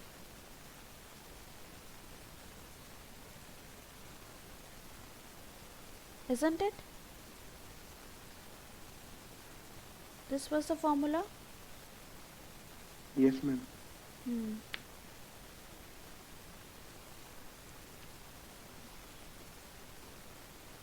Ma'am, what would be the tau max for that case? What will be the Tau max value. tau max value? Um,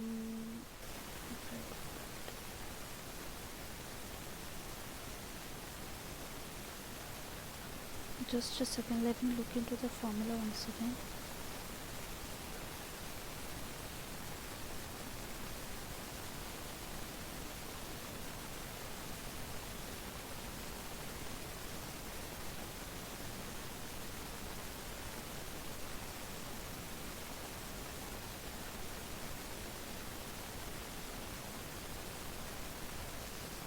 That means this is the allowable, this is a formula, right? Where I can also say tau max is sigma 1 minus sigma 2 by 2. Can I say like this?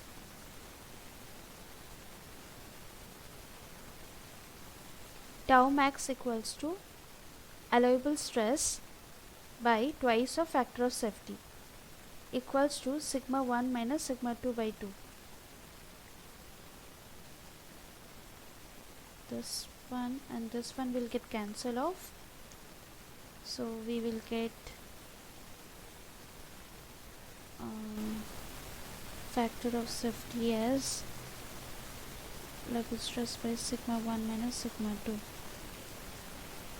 100 by 60 plus and minus 36. Tell me what is the answer you're getting. Let me confirm that.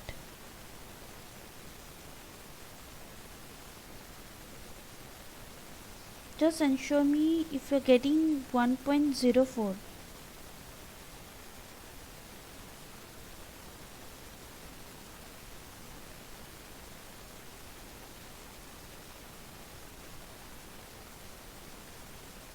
Yes, ma'am. 0.104. 0.104. Oh, sorry, ma'am. No. 1.04. Yes. Yes, you have to solve in this way. But I didn't get this formula. Previously, we defined sigma 1 minus sigma 2 by 2n. Right. There is a confusion with this formula. I just made it confused. Just a second. No need to write with this sigma, okay?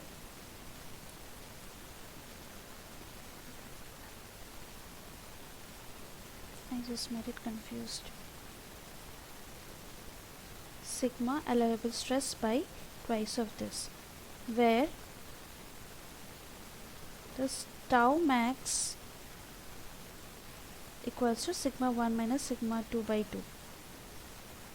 Okay, so we can write sigma 1 minus sigma 2 by 2 equals to allowable stress by twice of factor of safety.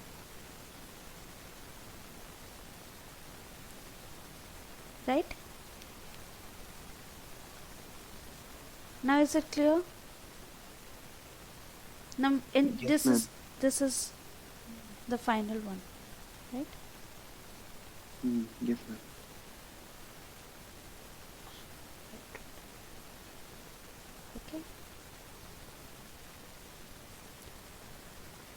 Okay, now this is also done. Now next is maximum strain criteria.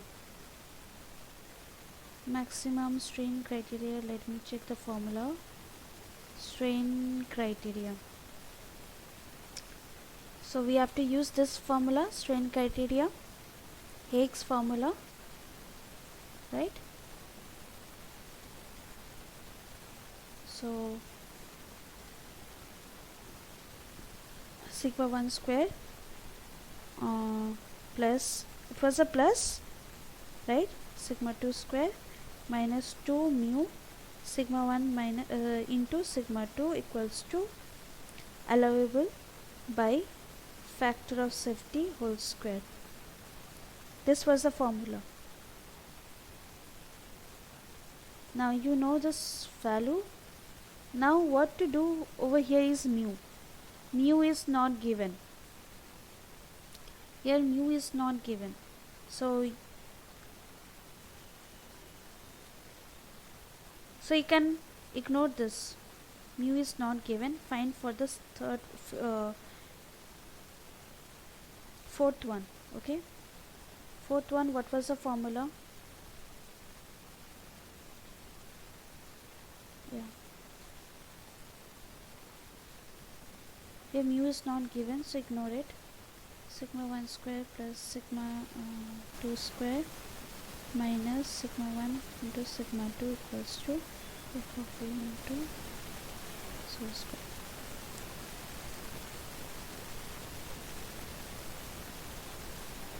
Right? So here you have all the values here. 60 square plus minus 36 square into 60 into 36 equals to 100 by f of s. Calculate and find the f of s.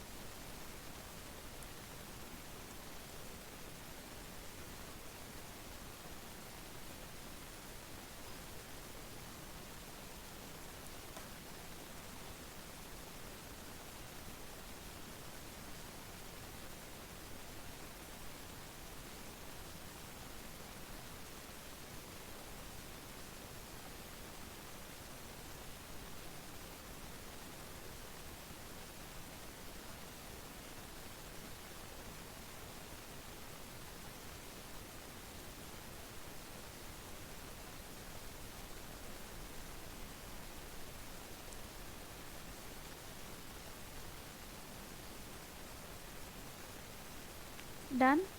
Tell me the answer.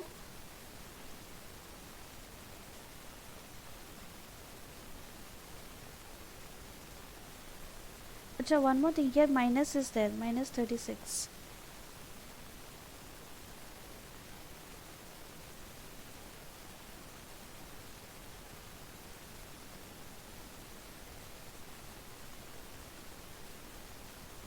Ma'am, is it 1.19?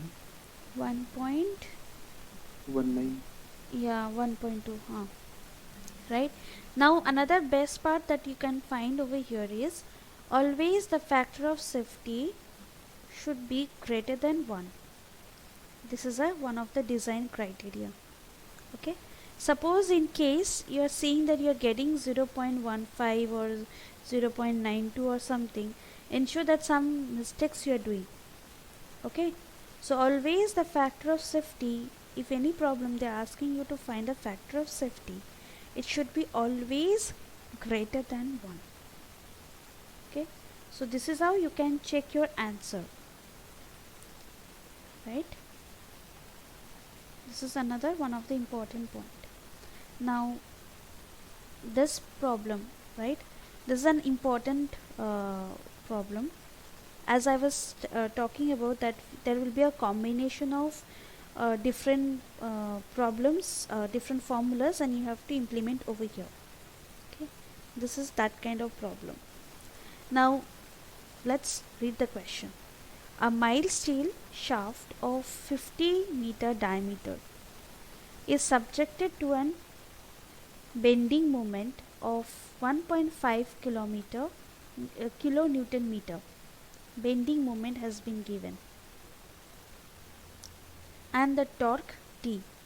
If the yield point of the steel in tension is 210 megapascal, find the maximum value of torque without causing yield of a shaft material according to maximum principal stress theory.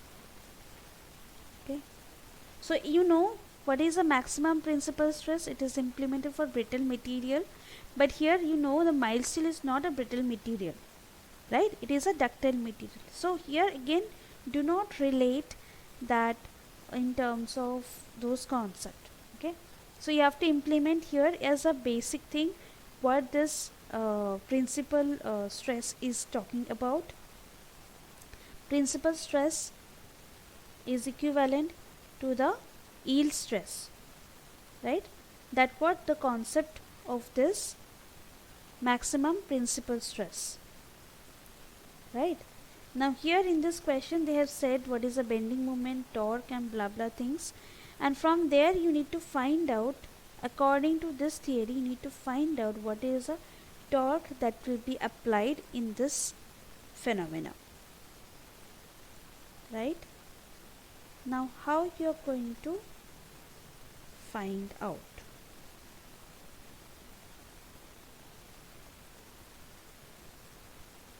Any idea how you are going to find out?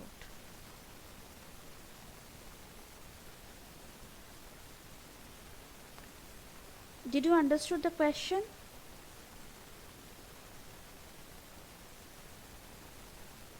Ma'am, could you please explain it one more time, please? Yes. A mild steel shaft, they have given the diameter is subjected. Suppose there is one kind of shaft, okay? Now they are telling this is made up of mild steel and this is subject to a bending. It is bending of how much? That is a bending moment is given 1.5 kilo Newton meter has been given. Now torque is also been applied. Now what is the amount of torque is unknown. Amount of torque is unknown. If the yield point of the steel in torsion, the yield point has been given, that is 210 megapascal has been given. Find the maximum value of torque without causing any yield of the shaft material according to the principal stress theory. According to this theory, let's consider then what will be the amount. If I am considering this theory, then in that condition what will be the amount of torque will be applied. The main motto is we need to find out the torque from here. The bending and the torsion is acting together. Now first what we need to understand, that bending and twisting is acting together. Now do you remember the combination of bending and twisting formula?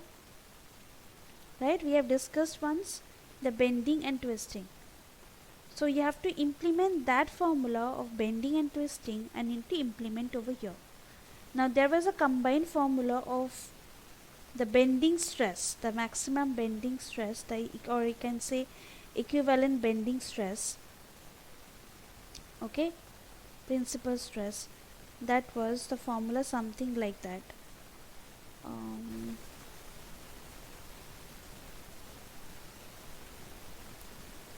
You need to remember the formula, plus and minus root over m square plus t square. This is for the principal stress. So here we are considering the maximum. So 16 pi d3 m plus root over m square plus t square. Okay. Now here what is the maximum principal stress says that sigma 1 equals to yield stress. That means this value is equal to 210 megapascal. Right. Now m value has been given. M value has been given, that is 1.5 kilo Newton meter. That is given m value. Now m value is known, d value is known. Substitute all the values. Now from here you can find what is the amount of t. Right? Now you get the problem. Please let me know. Yes, ma'am. Yes. So gate, this is the pattern, actual pattern of a gate. This is for 2 marks. See, you know the concept. This is one concept you need to implement. Second is the combination of bending and torsion combination. Since they have given both the bending and torsion, right? So whenever they are giving you the statement, you have to quickly recollect the formulas, that what are the formulas we can implement. So here both the bending and twisting are acting. So we have to use the combination of bending and twisting over here. So you have to understand that. Okay. So m value is given, d value is given, substitute over here and tell me the answer. Now this is for the, I have converted in Newton per meter square, right? From megapascal I converted. Now here also need to convert from kilonewton meter to Newton meter. So this one into 10 power 3 and 50 into 10 power minus 3 to convert in terms of meter. Implement in this formula and find out the value of torque in terms of Newton meter. You will get in terms of Newton meter.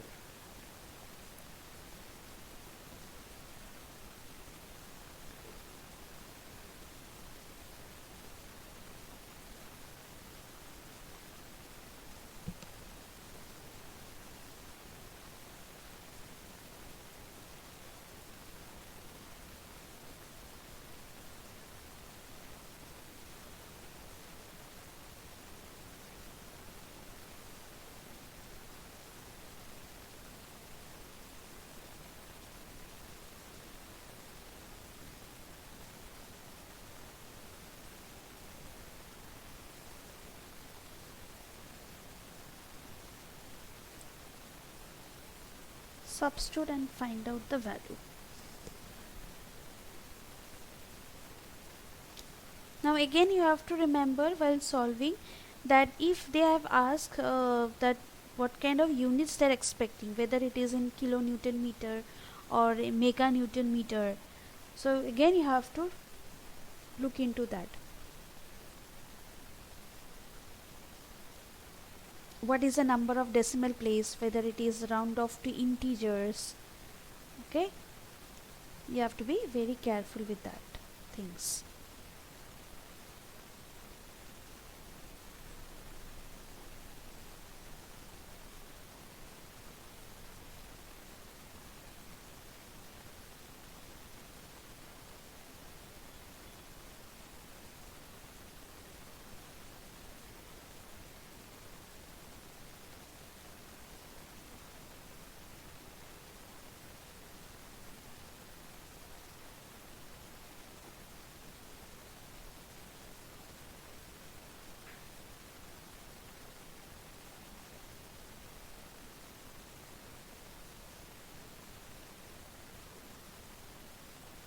Did anybody found out the answer?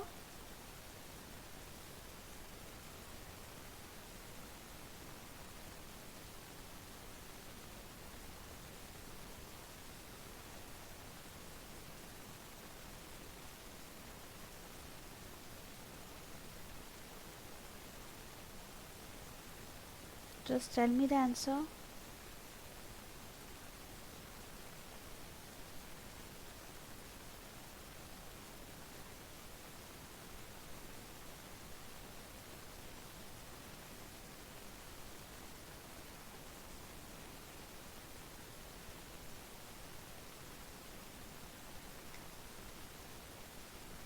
Yes, it is 3329, absolutely right.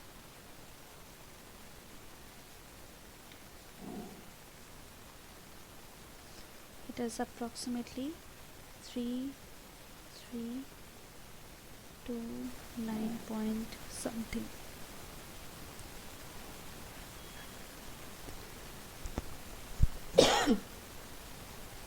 This is the right answer.